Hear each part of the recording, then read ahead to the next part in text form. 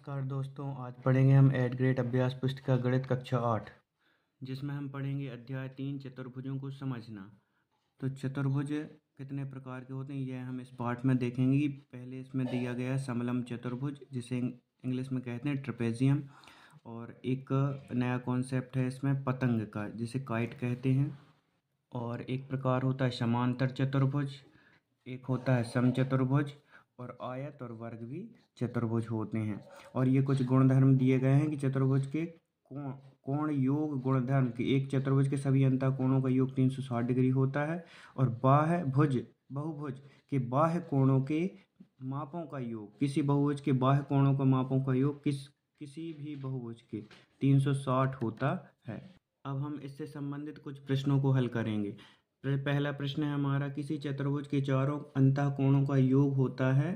D option यहाँ पर हमारा सही हो जाएगा, 360 होता है। प्रश्न क्रमांक 2 है, यदि किसी चतुर्भुज के विकर्ण परस्पर समकोणों पर समद्विभाजित करें तो वह होगा, यह एक आयत कहलाता है। सी ऑप्शन यहाँ पर हमारा सही हो जाएगा। प्रश्न क्रमांक 3 है, षटभुज के प्रत्येक अंतः कोणों का योग, षटभुज के प्रत्येक अंतः कोणों का योग 720 होता है। इसमें हम इस सूत्र का प्रयोग करते हैं कि n-2 इंटू 180 डिग्री, मतलब जो n है वो भुजाओं की संख्या षटभुज मतलब 6 भुजाएं, तो 6 में से 2 घटाओ और 180 का गुणा कर दो, तो 18 चौके 72, 720। ऐसे हमें किसी भी बहुभुज का निकाल सकते हैं, उसके अंतः कोणों का योग कितना होता है। प्रश्न क्रमांक 4 है हमारा कि एक चतुर्भुज के 3 कोण बराबर हैं, चौथे कोण की माप 120 डिग्री है, बराबर कोणों में से प्रत्येक की माप होगी। तो चतुर्भुज के 3 कोण बराबर हैं, तो इसका सही ऑप्शन सी हो जाएगा, 80 डिग्री आ जाएगा हमारा उत्तर।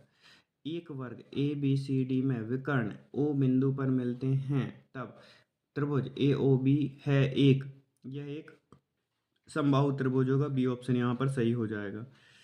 ठीक है, 2 मिनट। अब हम देखते हैं प्रश्न क्रमांक 6, एक समबाहुभुज की भुजाओं की संख्या ज्ञात कीजिए जिसके प्रत्येक बाह्य कोण की माप 60 डिग्री है। किसी समबाहुभुज के सभी बाह्य कोणों का योग होता है 360 अंश।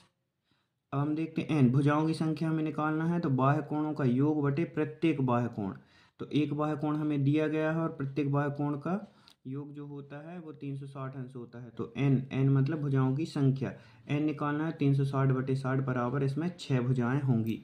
अब हम देखते हैं प्रश्न क्रमांक 7, दी गई आकृति में कोण x का माप ज्ञात कीजिए। तो बाह्य कोण हमें दिए गए हैं, x की माप ज्ञात करनी है। तो हमें पता है कि बाह्य कोणों का योग 360 होता है, तो बहुभुज के बाह्य कोणों का योग लिखेंगे हम 360।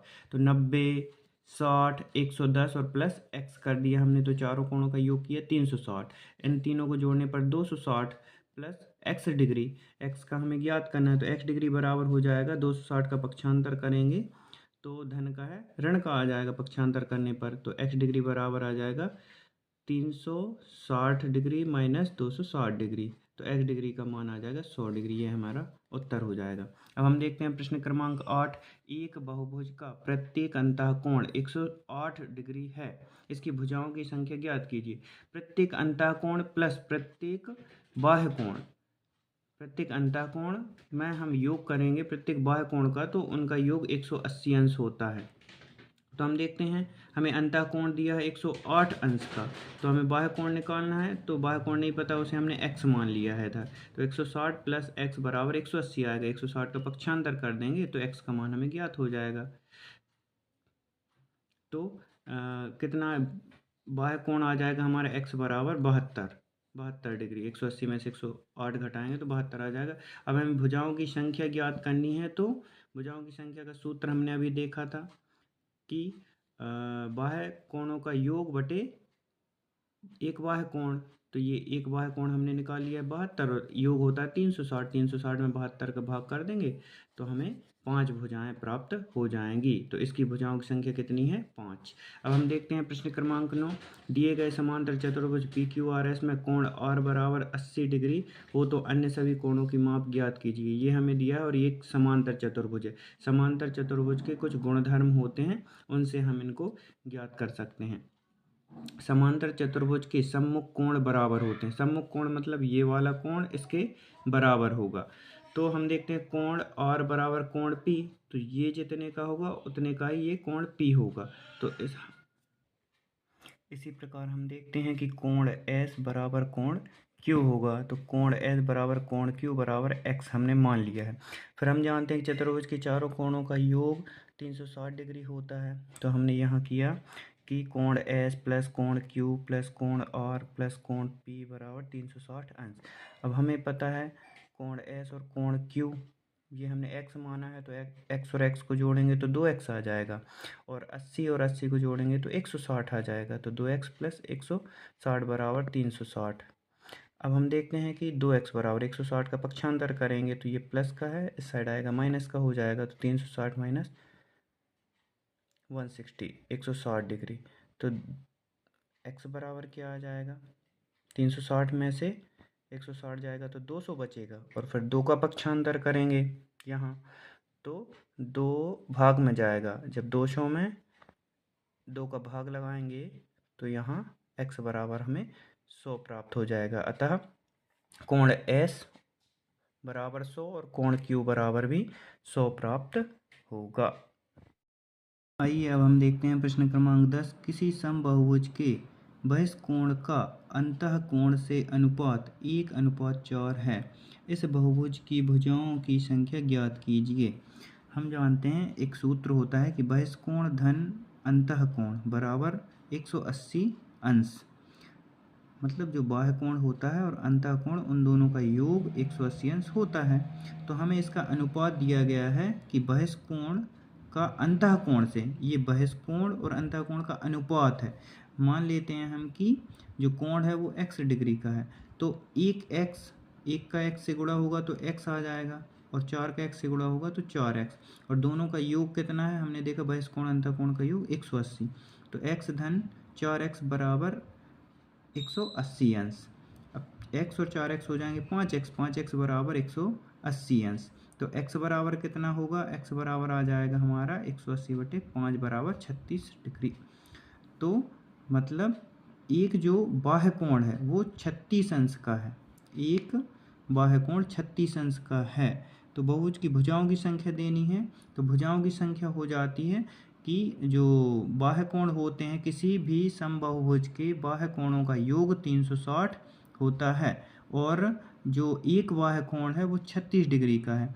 तो हम जो योग होता है बाह्य कोणों का योग बटे एक प्रत्येक बाह्य कोण 36 का, तो 360 में 36 का हम भाग कर देंगे तो हमें भुजाओं की संख्या प्राप्त हो जाएगी। तो भुजाओं की संख्या इधर 10 होगी।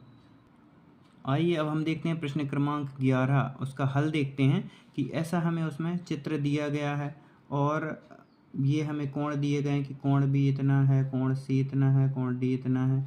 तो इसे हमें निकालना है कि प्रत्येक कोण कितने, x और y के मान हमें इधर निकालने हैं। तो किसी समांतर चतुर्भुज के सम्मुख कोण बराबर होते हैं। सम्मुख कोण से तात्पर्य कोण B बराबर होगा कोण D के, और कोण A बराबर होगा कोण C के। यहाँ कोण B बराबर कोण D, तो यहाँ से 6y बराबर होगा 120 के, 6y बराबर 120, तो y बराबर आ जाएगा 6 का पक्षांतर करेंगे तो 120/6, तो y का मान आ जाएगा 20 डिग्री। ये y का मान ज्ञात कर लिया हमने। अब देखते हैं किसी समांतर चतुर्भुज के आसन्न कोणों का योग 180 अंश होता है। आसन्न कोण मतलब जो एक ही भुजा पर होते हैं, जैसे एक भुजा पर एक कोण ये है और एक कोण ये है, तो इनका योग कितना होता है, आसन्न कोणों का योग 180 अंश होता है। तो हम इधर कोण D और कोण C को यदि हम जोड़ें तो ये और ये आसन्न कोण है, इनको जोड़ेंगे तो 180 अंश आएगा। तो हम देखते हैं 120 डिग्री, कोण D बराबर कितना है 120 डिग्री, और कोण C बराबर कितना है 5x धन 10, तो बराबर हो जाएगा 180 अंश।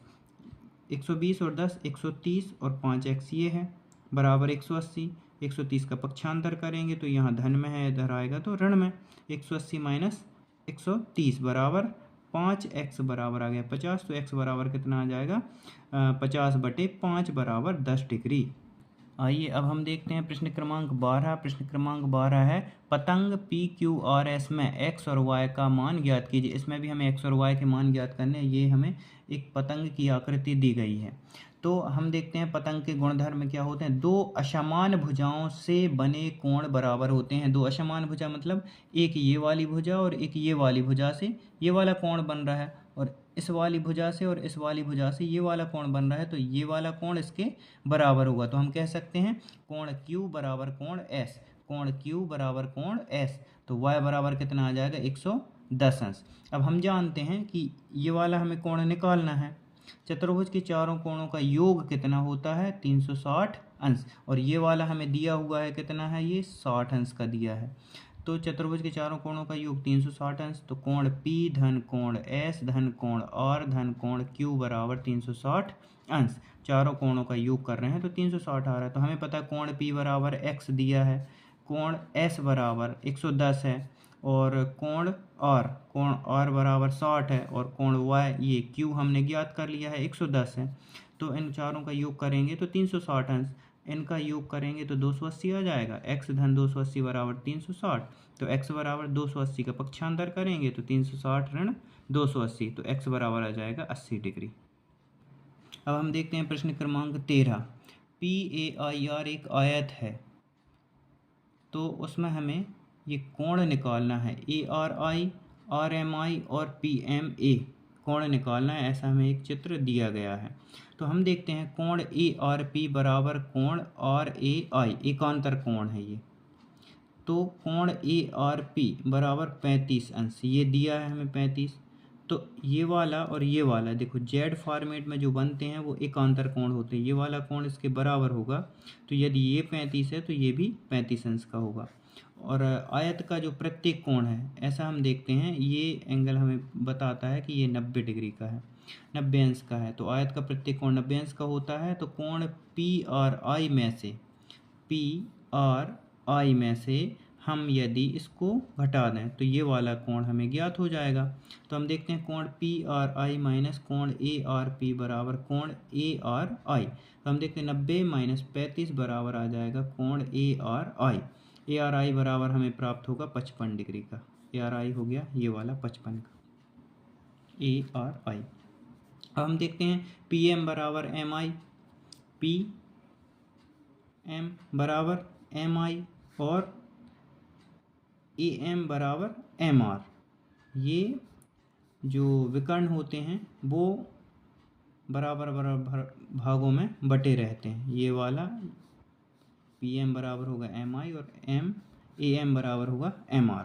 ये किसी त्रिभुज की दो भुजाएं बराबर हों तो दो कोण भी बराबर होते हैं। ये भी एक नियम है कि किसी त्रिभुज की दो भुजाएं बराबर हों तो दो कोण भी बराबर होते हैं। ये समद्विबाहु त्रिभुज में हम पढ़ चुके हैं। अतः कोण RMI में कोण MRI बराबर होगा कोण MIR बराबर 55 डिग्री। यदि ये वाला कोण 55 है तो ये भी आएगा 55 का। और हम जानते हैं त्रिभुज के तीनों कोणों का योग कितना होता है। यदि ये 55 तो इसको हम निकाल सकते हैं। RMI निकालना है हमें, RMI। तो RMI कहाँ से निकालेंगे हम, इन दोनों का योग, इन तीनों का योग है 180। देखिए इधर कोण MRI प्लस कोण MIR प्लस कोण RMI बराबर 180 डिग्री। तो हम देखते हैं ये दोनों हमें पता है 55 है, और इसको हम निकाल लेंगे। 55 110 धन RMI बराबर 180, RMI बराबर 110 का पक्षांतर करेंगे 180 ऋण 110 बराबर हो जाएगा 70 डिग्री। RMI आ जाएगा 70 डिग्री। हम देखते हैं कोण RMI बराबर होगा कोण PMA के, क्योंकि ये शीर्षाभिमुख कोण है। तो जितने का कोण ये होगा उतना ही ये होगा। तो हम कह सकते हैं कोण PMA भी 70 डिग्री का होगा।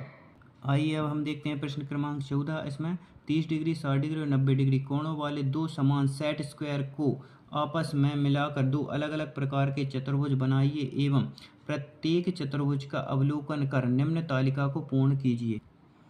ये देखिए हमने कुछ ये सेट स्क्वायर जो अपने उसमें निकलते हैं, क्या बोलते हैं, कंपास में, उसमें हम देखते हैं ऐसे सेट स्क्वायर रहते हैं। दो कंपास में दो होंगे तो उनको ऐसे मिलाकर देखना आप। इसमें ये कोण होते हैं, यहाँ 30 अंश का, यहाँ 90 अंश का, ये होता है 60 अंश का। इनको जब हम मिलाते हैं तो ये आकृति बन रही है एक आयत की। अगर इस प्रकार हम इसको जोड़ते हैं तो ये आकृति बनती है आयत की। अब हम इसका अवलोकन करते हैं। चतुर्भुज का प्रकार हम इसको आयत भी कह सकते हैं और समांतर चतुर्भुज भी कह सकते हैं। क्या सम्मुख भुजाएं बराबर हैं? हाँ। तो सम्मुख भुजाएं, ये वाली भुजा इसके बराबर है, ये वाली भुजा इसके बराबर है। हाँ, तो दोनों में हम हाँ लिख देंगे। क्या सम्मुख कोण बराबर हैं? हाँ, ये वाला कोण भी 90 का आ गया, ये भी 90 का, ये भी 90 का और ये भी 90 का। तो इधर भी हम हाँ भर देंगे इसमें। क्या विकर्ण बराबर हैं? हाँ, दोनों विकर्ण भी बराबर होंगे इसके। क्या विकर्ण एक दूसरे को समद्विभाजित करते हैं? हाँ, विकर्ण भी एक दूसरे को समद्विभाजित करते हैं। क्या प्रत्येक कोण समकोण है? हाँ, प्रत्येक कोण समकोण है। आइए अब हम देखते हैं प्रश्न क्रमांक 15। एक पतंग विशिष्ट प्रकार का चतुर्भुज बनाकर उसके बाह्य कोणों की मापों का योग ज्ञात कीजिए। ठीक है, तो अब हम देखते हैं कि ये हमने जो एक पतंग बनाई है, जो कि यहाँ प्रश्न क्रमांक 12 में दी थी, उसी को हमने बना लिया है। और उसके अंतःकोण हमने निकाले थे कि यहाँ 110, 110, 80 और 60।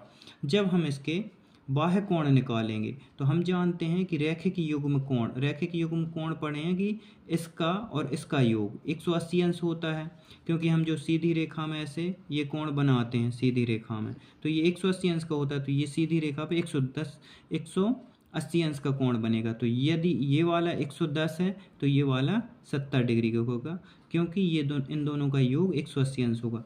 ऐसे ही हम देखते हैं ये वाला कोण यदि 80 का है तो ये वाला कोण आ जाएगा 100 डिग्री का। ये बाह्य कोण निकाले गए हैं।